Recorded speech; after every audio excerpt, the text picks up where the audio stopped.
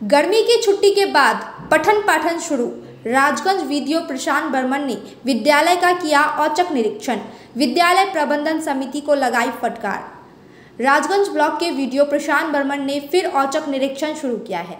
दरअसल सोमवार से स्कूल में पठन पाठन शुरू हो गया है, जिस वजह से आज वीडियो प्रशांत बर्मन ने विद्यालय निरीक्षक सज्जाद हुसैन के साथ राजगंज के पानीकौड़ी ग्राम पंचायत के नेकटागच स्पेशल कैंडर प्राथमिक विद्यालय के निरीक्षण करने पहुंचे। इस दौरान उन्होंने देखा कि विद्यालय के 4 शिक्षक थे, लेकिन छात्रों की उपस्थिति काफ़ी कम थी। विद्यालय में 76 विद्यार्थियों में से मात्र 14 उपस्थित थे।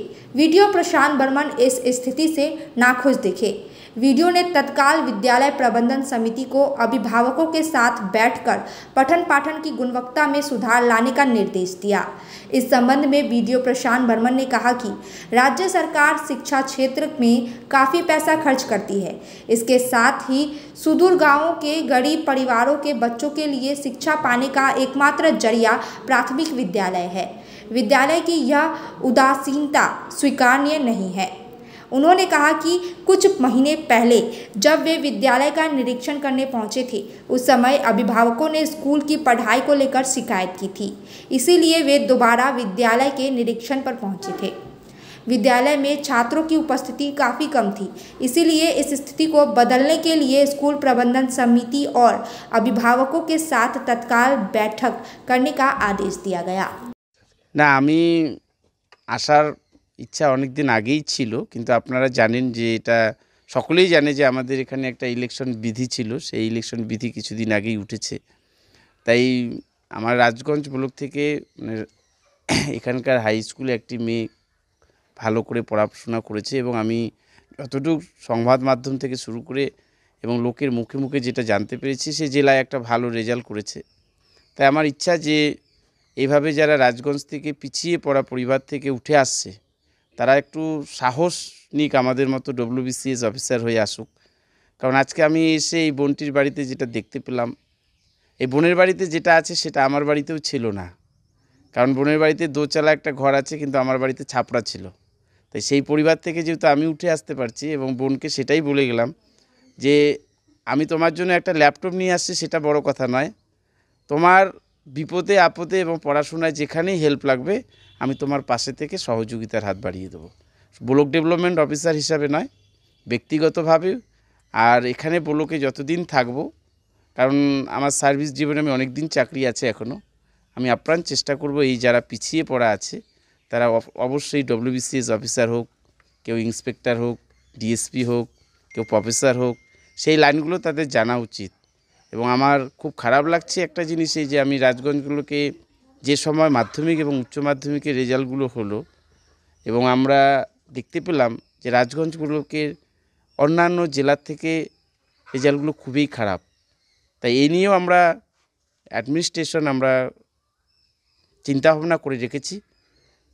গ্রাম পঞ্চায়েত লেভেল ধরে ধরে প্রাথমিক এবং হাই স্কুল এবং কলেজ আমরা সব জায়গায় রিভিউ মিটিং করব এবং সেই রিভিউ মিটিংয়ের মাধ্যম দিয়ে আমরা বার্তা দিতে চাই যে মাধ্যমিকের রেজাল্ট এবং উচ্চ মাধ্যমিকের রেজাল্ট, এবং আপনারা সকলেই জানেন যে যারা বাংলা মিডিয়ামে পড়ছে বেশিরভাগটাই দিনমজুরের ছেলে।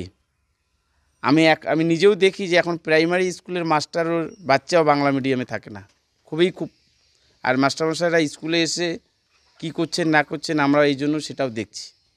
তাই আমি চাই যে একটু শিক্ষায় ডেভেলপমেন্ট হোক, আর এই বোনগুলোকে দেখে যেন অন্য বোনেরা এগিয়ে যায়। কারণ শিক্ষা খাতে সব রকম পরিষেবা আছে, আমাদের কন্যাশ্রী আছে, শিক্ষাশ্রী আছে, ঐক্যশ্রী আছে, সেই পরিষেবাগুলো নিয়ে বোনরা নিজের পায়ে দাঁড়াক, সেই জন্য আমার আশা। Thank you. খুশি? হ্যাঁ, খুশি আছি, কারণ ওনার মতো একটা পদ করা তো আমার স্বপ্ন, যে ওনার মতো একটা অফিসার আমি হব। কেমন লাগছে ভিডিও বাড়িতে এসে তোমাকে উপহার দিল? হ্যাঁ, ভালো লাগছে। 1 মাস আগে তো সবাই চলে আসছিলেন, তো উনি আবার পরে আসলেন, তো এখন আবার একটু ভালো লাগতেছে, উৎসাহ লাগতেছে। ল্যাপটপ দিয়ে গেছেন উনি একটা। পাশাপাশি কি বললেন? বললেন আমাকে যে কোনো ধরনের সহযোগিতা যদি প্রয়োজন হয় তাহলে উনি দেবেন, অ্যাজ আ অফিসার দেবেন, আর পার্সোনালিও যদি কোনো পরামর্শ প্রয়োজন হয় বা কোনো হেল্পের প্রয়োজন হয় তো উনি করবেন। কি নাম তোমার? তৃষ্ণা রয়।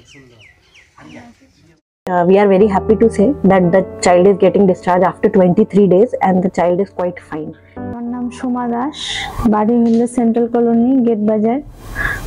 বাচ্চা হলো মেডিকেলে হয়েছিল, বাচ্চার হলো ইনফেকশন হয়েছিল, ওখানে ভর্তি ছিল, তো ওখানে ভালো হচ্ছিল না আমাদের মনে হচ্ছে, তো আমরা এখানে মহারাজাতে ভর্তি করছি, করার পর এখন বাচ্চা ভালো আছে। Hello everyone, मेरा नाम डॉक्टर नुपुर बाजपेयी है। I am a paediatric and neonatology consultant currently working at Maharaja Agrasen multi speciality hospital. The baby is 28 days old। हमारे पास तब आया था जब बच्चा 5 दिन का था। बच्चा काफ़ी सिक था। अभी we are very happy to say that the child is getting discharge after 23 days and the child is quite fine। Hello everyone, আমি ডক্টর কৌশিক রায়, মহারাজা আগ্রাসন হসপিটালের চাইল্ড স্পেশালিস্ট। বাচ্চারা যখন এসেছিল খুবই খারাপ ছিল, সেখান থেকে রিকভারি করে আজকে ফাইনালি মেনিনজাইটিসের জন্য যে পুরো 21 দিনের অ্যান্টিবায়োটিক সেগুলো পুরো পেয়ে তারপরে আজকে একদম স্টেবল হয়ে যাচ্ছে। এটা আমাদের কাছে একটা বড় অ্যাচিভমেন্ট। के तपाईँ जीएनएम अथवा बीएससी नर्सिङ गर्ने सोच्नु हुँदैछ? त्यसो भए चम्पासरी सिसाबारी स्थित अदान इन्स्टिट्युट अफ नर्सिङ एन्ड साइन्समा आउनुहोस्, जहाँ तपाईँले 3 वर्षमा जीएनएम र 4 वर्षमा 100% प्लेसमेन्टको साथमा बीएससी नर्सिङ गर्न सक्नुहुनेछ। WBNC र WBUHS द्वारा मान्यता प्राप्त अदान इन्स्टिट्युटले उत्कृष्ट सुविधा र स्रोतहरू प्रदान गर्दैछ, जस्तै bank loan, easy instalment, scholarship इत्यादि। टाढाबाट आउनुहुँदैछ भने पनि चिन्ता नलिनुहोस्, यहाँ तपाईँले होस्टेल फेसिलिटिज पनि पाउन सक्नुहुनेछ। एडमिसनको निमित्त सम्पर्क गर्नुहोस् 8016235596।